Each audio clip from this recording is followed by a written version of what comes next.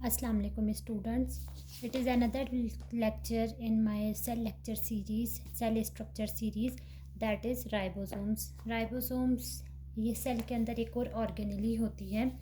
जैसे हमने previously discuss किया था, सेल के बिल्कुल सेंटर में होता है न्यूक्लियस. न्यूक्लियस के सराउंड हुआ होता है एंडोप्लाज्मिक रेटिक्यूलम.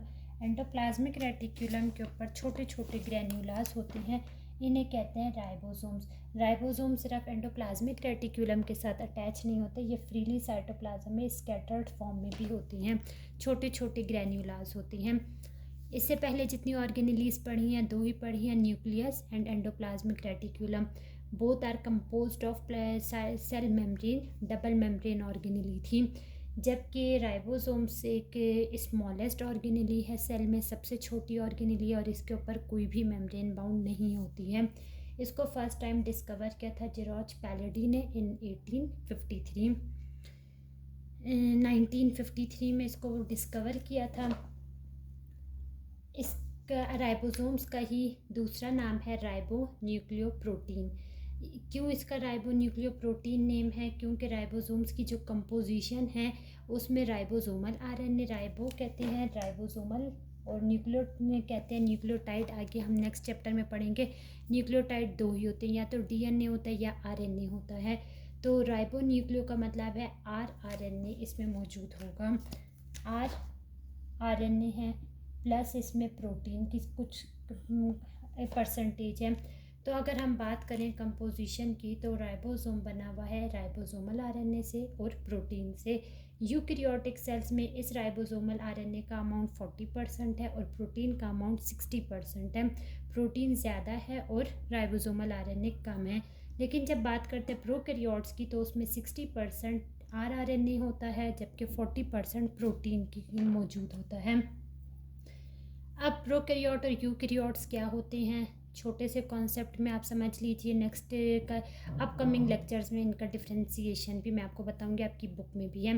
प्रोकैरियोट्स, प्रो कहते हैं इनिशियल, बिल्कुल एंशियंट टाइम के जो भी ऑर्गेनिजम्स हैं.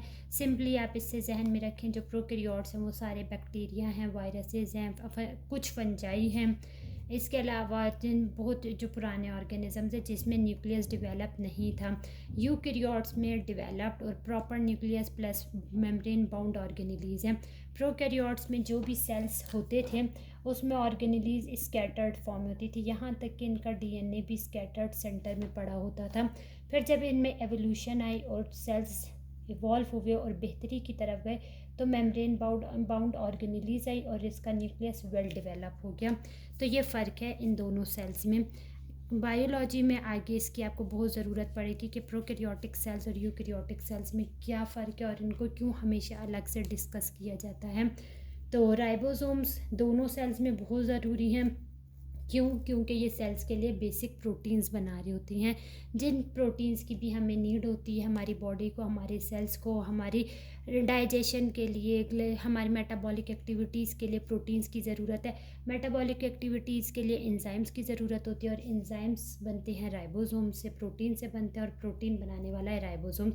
तो राइबोसोम्स की बहुत ज़रूरत पड़ती है प्रो में भी और यूकैरियोटिक सेल्स में भी. तो इन दोनों में राइबोसोम्स का होना बहुत ज़रूरी है. अब ये तो थी इसकी कंपोजिशन. इससे पहले मैं बता चुकी हूँ ये फ्रीली भी स्कैटर्ड भी होते हैं, फ्रीली स्कैटर्ड, समटाइम अटैच होते हैं एंडोप्लाज्मिक रेटिक्यूलम के ऊपर और उसको बना देते हैं रफ एंडोप्लाज्मिक रेटिक्यूलम. और ये नंबर्स में कितने होते हैं? बहुत ज़्यादा होते हैं एक सेल में. और अगर इसके नंबर्स को आइडेंटिफाई किया जाए तो एक यूकैरियोटिक सेल्स में 500,000 राइबोसोम्स पाए जाते हैं. अब अगर इसके स्ट्रक्चर की तरफ चले जाएं, तो राइबोसोम्स को डिवाइड किया गया है दो सब यूनिट्स में अकॉर्डिंग टू या के किस वजह से इनको से 2 सब यूनिट्स में डिवाइड किया हुआ है, according to sedimentation rate. Sedimentation rate इसके ब्रेकेज पॉइंट क्यों कहते हैं कि ये कितनी जल्दी ब्रेक हो जाता है. स्मॉल पार्ट में जो इसका सब यूनिट है वो जल्दी सेडिमेंट हो जाता है. बेसिकली सेडिमेंट कहते हैं सेंट्रीफ्यूगेशन. एक मशीन होती है जिसमें एक टेस्ट ट्यूब्स रखी हुई होती हैं, लिड वाली होते हैं, बंद हो जाती हैं. इसमें जब हम सैंपल डालते हैं तो सेंट्रीफ्यूज मशीन एक कुकर की, प्रेशर कुकर की मशीन की तरह होती है. उसमें जब हम ऐसे टेस्ट ट्यूब्स को अंदर डाल देती हैं तो वो बहुत तेज़ स्पिन करती है. पर 1 मिनट में 2000 3000 टाइम्स रिवोल्यूशन उसकी सेट हर ऑर्गेनेली के हिसाब से की जाती है। बहुत तेज़ी से वो स्पिन करता है और फिर इसकी वजह से जो हैवी पार्टिकल्स होते हैं वो नीचे सेटल डाउन हो जाते हैं और जो लाइट पार्टिकल्स होते हैं वो ऊपर आ जाते हैं। इस चीज़ को कहते हैं सेडिमेंटेशन। तो जब राइबोसोम्स ब्रेक होता है तो इसके वेटेज के हिसाब से इसको 2 सब यूनिट्स में डिवाइड किया हुआ है। इसमें होता है एक स्मॉल सब यूनिट जो कि 40s का होता है और लार्ज सब यूनिट 80s होता है। टोटल मिला के अगर हम इसको प्लस करें तो ये 100s होता है, लेकिन प्लस नहीं करना। टोटल ओवरऑल वेट कितना इसका होता है 80s। और एस को एक यूनिट है सर्व बर्ज। इसको एक साइंटिस्ट ने जिसने डिस्कवर किया था उसने अपने नेम के ही हिसाब से इस यूनिट का नाम एस दे दिया था। एस सर्व बर्ज यूनिट है और इसको डिवाइड किया हुआ है 2 स्मॉल एंड लार्ज सब यूनिट्स में। टोटल इसका वेट 80s होता है। ये किसकी मैंने बात की, यूकैरियोटिक सेल्स यानी ह्यूमन, एनिमल्स एंड प्लांट्स में जब होगा। अगर यही राइबोसोम्स बैक्टीरिया में होगा तो ये टोटल 70s बनाएगा। इससे थोड़ा सा छोटा होता है। जो 60s है वो यहाँ पे 50s होगा और जो वहाँ पे 40s है प्रोकैरियोट्स में वो 30s होगा। टोटल 70s प्रोड्यूस करता है।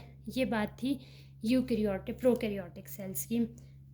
अब अगर इसके फंक्शन की बात की जाए तो फंक्शन बहुत दफ़ा मैं रिपीट कर चुकी हूँ। राइबोसोम्स को कहा जाता है कि ये protein factory of the cell है। सेल को पावर सप्लाई करता है, प्रोटीन्स इसके लिए बनाता है। यह सेल का इंजन की तरह का काम करता है। जैसे गाड़ी में इंजन का काम होता है कि एनर्जी सप्लाई करना और सारे पार्ट्स को रन करते रहना, इसी तरह इसमें सेल्स के अंदर राइबोसोम्स ये काम करता है। तो राइबोसोम्स को कौन बनाता है? एंडोप्लाज्मिक रेटिक्यूलम में मैंने बताया था। एंडोप्लाज्मिक रेटिक्यूलम के न्यूक्लियस के लेक्चर में बताया था। सेल का जो न्यूक्लियस होता है, न्यूक्लियस के बीच में एक थिक सा पार्ट होता है जिसको कहते हैं न्यूक्लियोलस। ये न्यूक्लियोलस आरएनए प्रोड्यूस करता है। आरएनए को ये एक्सपोर्ट कर देता है विया एंडोप्लाज्मिक रेटिक्यूलम और फिर ये साइटोप्लाज्म में आके डिफरेंट प्रोटीन्स के साथ अटैच होके राइबोसोम बना देता है। प्रोटीन से मिलेगा तो राइबोसोम में कन्वर्ट हो जाएगा। अब ये राइबोसोम्स को तो न्यूक्लियोलस ने बना दिया और ये राइबोसोम खुद क्या बनाता है?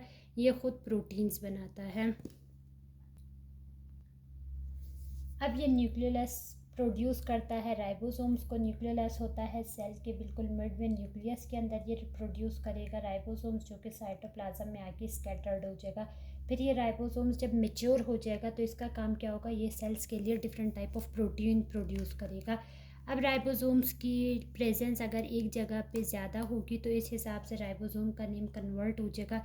इसे मोनोसोम्स बोलेंगे। Mono means 1 and somes means ribosomes. अगर एक मैसेंजर आरएनए की सिंपल स्ट्रिप है, इसके ऊपर अगर एक राइबोसोम्स अटैच होगा इसे बोलेंगे मोनोसोम्स।